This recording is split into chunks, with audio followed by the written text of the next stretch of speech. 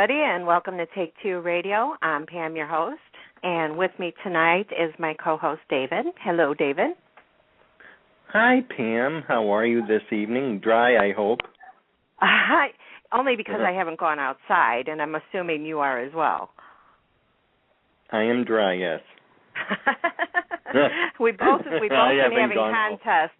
Yeah, we've both been having contests and who has the most rain, I think, over, between the East Coast and the Midwest. I know. It's awful, isn't it? It is. But then again, our guest tonight is on the West Coast, and he has the complete opposite problem. Let's welcome our guest, and we can talk about it. Stephen Martinez, how are you? I'm good, guys. How you doing? Great. So we're drowning over here in the Midwest and the East Coast, and the West Coast is having a heat wave, right? Well, actually, I'm not on the West Coast. I'm actually in Miami working. So, but I shall say that it is the same weather as the West Coast. It's actually beautiful. I mean, granted, it's summer in Miami, so it does rain pretty much every day, but spurts here and there. The weather here is a little crazy. The sideways rain comes in and for about 10, 15, 20 minutes, goes away, the sun's out, but it's remarkable. And it's a big difference between the West Coast and being in Florida because you have that humidity too. Yeah, I will say that. Yeah, the second it rains, you can feel the change in humidity for sure, and that. But the one thing that's great about Miami is you get that tropical breeze that you don't get on the West Coast. Right. I've been to Florida once. Now I'm in Chicago, so I'm used to humidity. But I'll tell you, one of my favorite cities. Yes. Is it? Oh yeah. I wasn't used to that humidity in Florida, though. I mean, that's like probably double or triple what we get here. Yeah, it's pretty brutal. Absolutely. Yeah. So, out of all the places you've been to, where's your favorite place to be? Where would you like to Australia.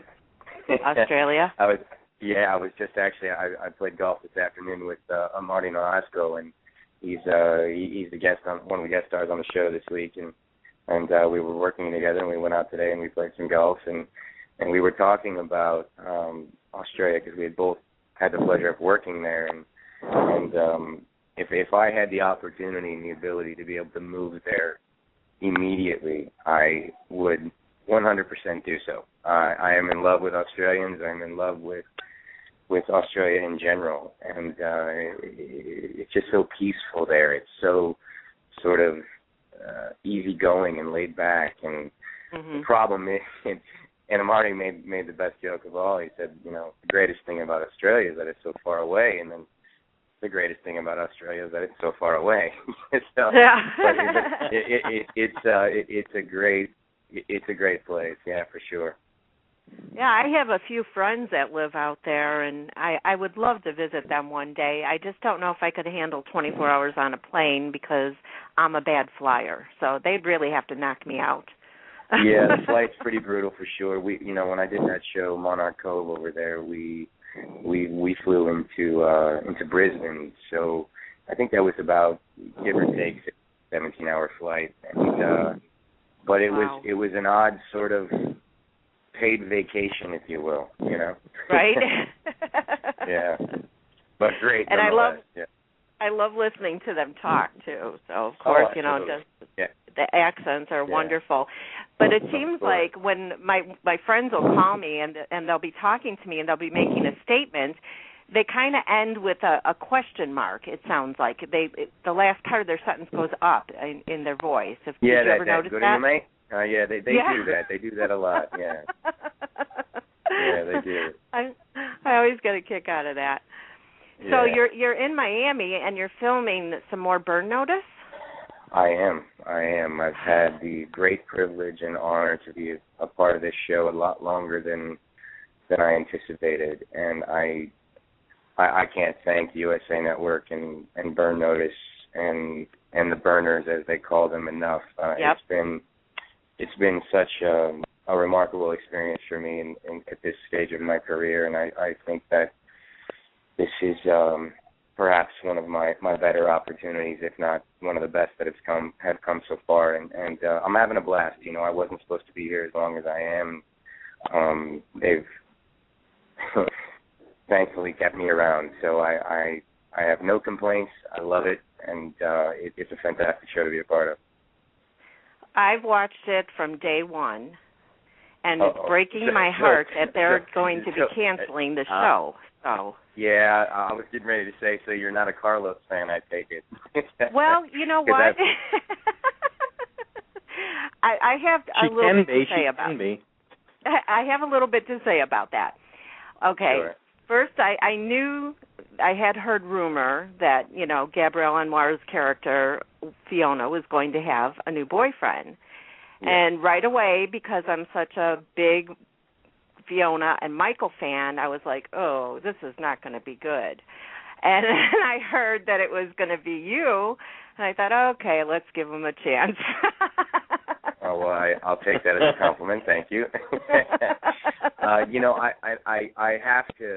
I have to give a big shout out to all the burners, because they've it's kind of weird. I've always been sort of the recast guy. I've always been sort of the recurring guy, and I'm sure you know that as well with both soaps and other avenues of my career, and it's kind of cool because you kind of like to play the character that everybody loves to hate, but at the same time it's up to me to do my job to make you hate me, and I think that being in this position, it's a little bit more difficult because everybody is so pro Michael and Fiona, but the way that they have done this and the way that I guess you'll soon see the character portray is it's genuine, it's real, and it's a fight for someone who he knows is walking down a path that she shouldn't, and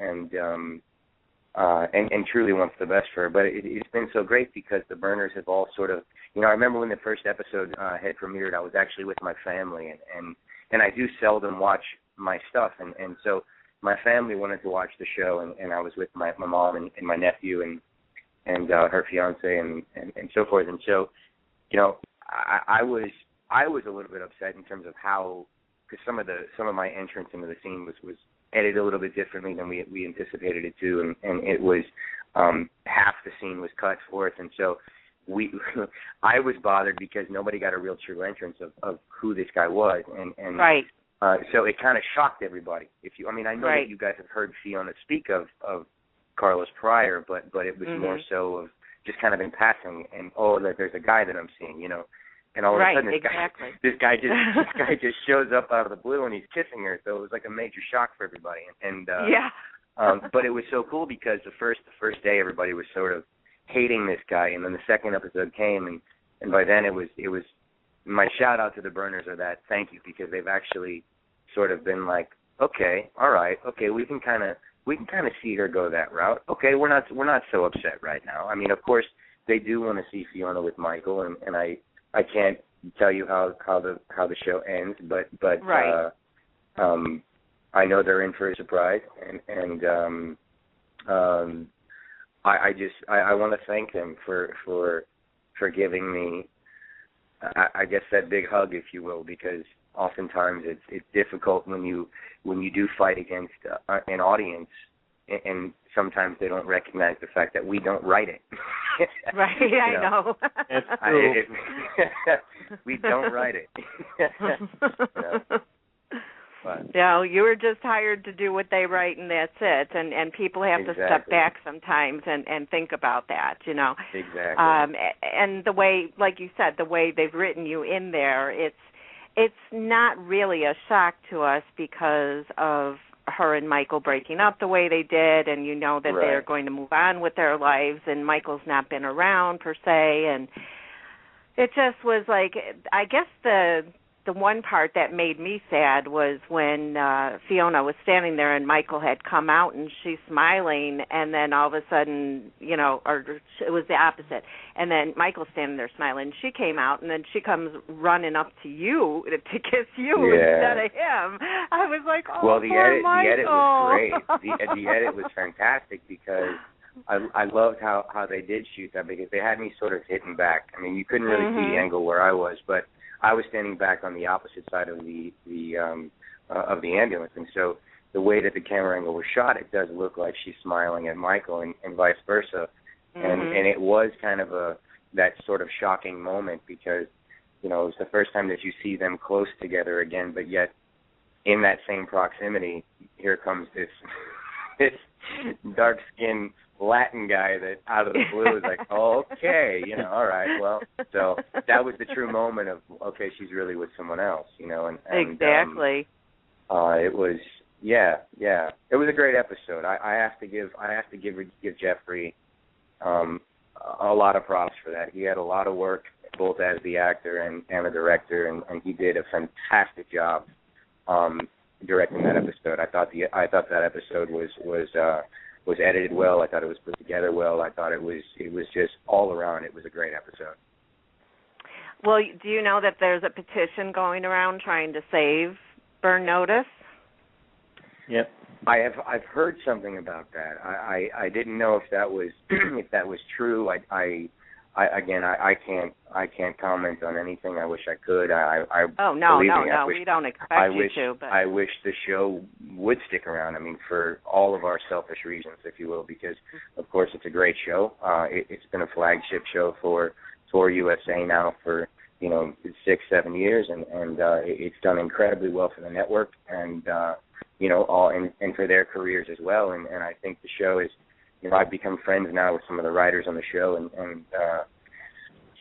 I think everyone's sad to see it go. Unfortunately, the industry works such a ways that a show gets a good 6-7 year run. That's incredible. It's an incredible feat in itself, because most shows anymore they don't do that. And so to see a show be so successful for 7 consecutive years. I mean, if I'm not mistaken, if I'm wrong, but I think I'm right.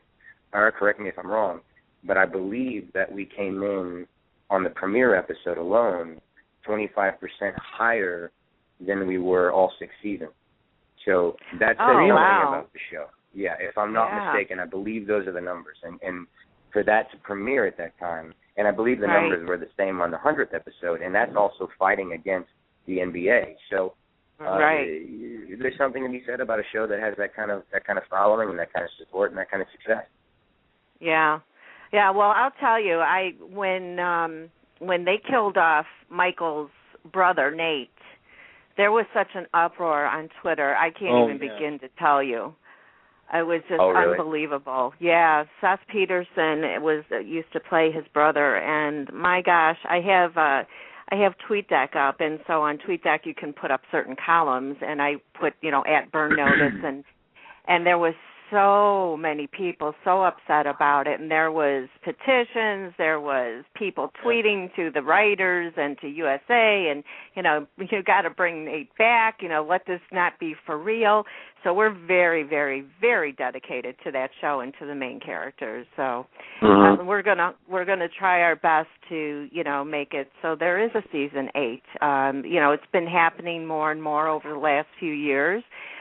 When the fans speak and they're doing it, so loudly in so many ways that, shows are starting to be brought back after cancellation. Yeah.